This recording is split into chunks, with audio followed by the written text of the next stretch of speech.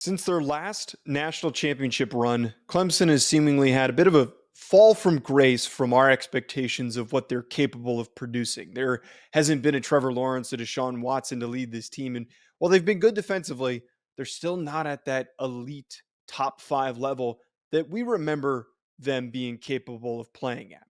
DJU was a massive bust, but now they get the chance to start over. They get the chance to start over with a new offensive coordinator, one of the brightest minds in the game, and a very talented former five-star quarterback that can help take this offense to the next level. I'm not worried about Clemson's defense for 2023. We know what they are. I know that they lost a couple of elite defensive linemen, but they return Tyler Davis and Ruka Roro, as well as other quality players, especially their two stud linebackers in Barrett Carter and Jeremiah Trotter, and some quality DBs to play behind them. Again, I'm not worried that that group is going to be able to stop many of the offenses in the ACC. There aren't going to be many teams that put up much of a threat. But where their success is going to lie is how the progression of this offense looks early on in the season and throughout the entire year. Garrett Riley took TCU to historic levels of offensive production. Max Duggan, who wasn't even the starting quarterback at the start of the season, ends up as a Heisman finalist. I'm confident that he's going to unlock that in Cade Klubnik, who showed us some signs. And I know that we did the same bit with DJ Uiagalelei. We sat here and said, "Oh, look at the way that he played against Notre Dame. If he plays like that in his next year when Trevor Lawrence is gone, Clemson is going to be in good hands." But I am optimistic that Garrett Riley is the guy who's going to unlock that in him and get that full potential out. I'm not going to sit here and say that they're going to go undefeated, but I think that they're going to still be one of the top 20 teams, top 15 teams in all of college football in 2023. So as we've done so far, let's look at their schedule and take a look at what games they're going to win and what games they're going to lose. First off, this Duke game has been classified as a possible upset opportunity. I'm not going to sit here and do that. I don't think that as nice as Duke has progressed and Mike Elko has put this team in a good position and how much I like Riley Leonard, they're not going to beat Clemson week one. It's just a fun storyline to talk about. I'm like, oh, is Clemson going to be ready to go against Duke? No, give me this early victory to put them at a 1-0 record. Their next two games, easy walkover games, Charleston Southern, Florida Atlantic, places them at an early 3-0 start for the 2023 season.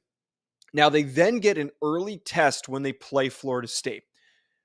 I think, and as I've said before, and I said during this video, I'm optimistic for what Clemson can do, but I'm even more optimistic for what Florida State does in 2023.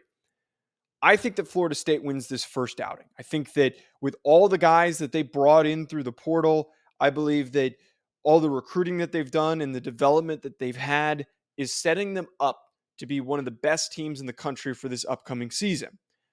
I will say this, and even though I'm going with Florida State in this game, an old saying in college football and one that I firmly believe, it is hard to beat a good team twice. So it might be advantageous. I know that sounds like crazy logic, but anyone who's played the sport knows that you lose the first time. If you properly prepare for the second time, it gives you an opportunity to evaluate the strengths and weaknesses of that opponent for when they play in the ACC championship game. And that'll set them up for even better success if they have one or two losses, win the ACC championship, and then could be in contention for one of those final spots in the college football playoff. I think they lose this first one. That then places them at a 3-1 record. After that, they've got a pretty easy stretch of games. Syracuse lost Sean Tucker. They've got some guys, but not enough to beat Clemson. That then gives them a 4-1 record. Wake Forest, no Sam Hartman, 5-1 for Clemson. At Miami, improving, but not yet good enough to beat Clemson, 6-1. And then at NC State, they are in a bit of a tricky spot, and a lot of roster turnover happened over the offseason. So that then gives them a 7-1 record as they beat NC State on the road. Now, I need to say here, for their game against Notre Dame, I promise there's no bias in here. But I think the way that Notre Dame dominated them last year is telling of how this game is going to play out this upcoming season. This game is not going to be a blowout, but even if everything is going according to plan and the offense is moving and Cade Klubnik is having a fantastic year, it's still a younger offense, and I can't say with absolute optimism and confidence that they're going to beat Notre Dame, who has been a stingy defensive team. And Sam Hartman, finally, some good quarterback play is going to make them a tough team to beat. Because of that blowout, I think that they bridge the gap, but it is going to be a close loss as Notre Dame beats them, giving them a 7-2 record. Georgia Tech, winnable game. I'm not afraid of the Yellow Jackets at all. 8-2 record for Clemson. North Carolina, they are one of those teams that is going to beat up on the lower half to middle pack of the ACC, but not be able to beat the top dogs. That is going to give Clemson a 9-2 record as they beat North Carolina. And then lastly, their rivalry against South Carolina. I've said this on other shows. I think that South Carolina is fool's gold. For some reason, we are trying to make it seem like they're one of the better teams in the SEC. I'm not afraid of Spencer Rattler. He cooled off very quickly at the end of the season, the way that he played the bowl game. So gives Clemson a 10-2 record. Going into the ACC championship game with a first-time full year starter in Cade Klubnik and a lot of other young players rotating into this lineup after you lost some guys to the NFL draft, I think a 10-2 season and competing for an ACC championship is going to be a great year for Clemson. Let me know if you disagree below. Drop a comment. I just want to tell you folks about an exciting new partnership that we have with this channel with Underdog Fantasy. Ever since I joined, I've been having so much fun. There are so many different exciting games that make watching games during the offseason more exciting. I'm not the biggest basketball fan, but it has made it way more entertaining since I found Underdog Fantasy.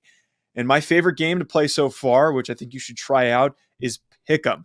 It is so easy to play. Just pick higher or lower on your favorite player's stats, and you can win up to 20 times your money in a single night. Underdog keeps it simple with their easy-to-use website and mobile apps. Pick between 2 and 5 players to fill out your Pick'em slip, get every pick right, and take home some cold hard cash.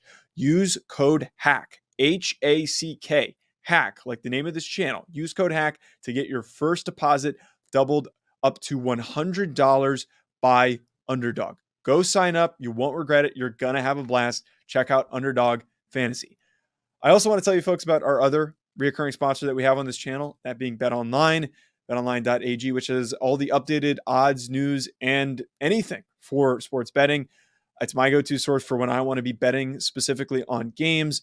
I love betting on college basketball or the NBA, especially, again, during the offseason. Always looking for more fun ways to be focused in on some of these other sports. It's betonline.ag and use promo code BELIEVE50. It's promo code BELIEVE50 to get 50% welcome bonus on your first deposit.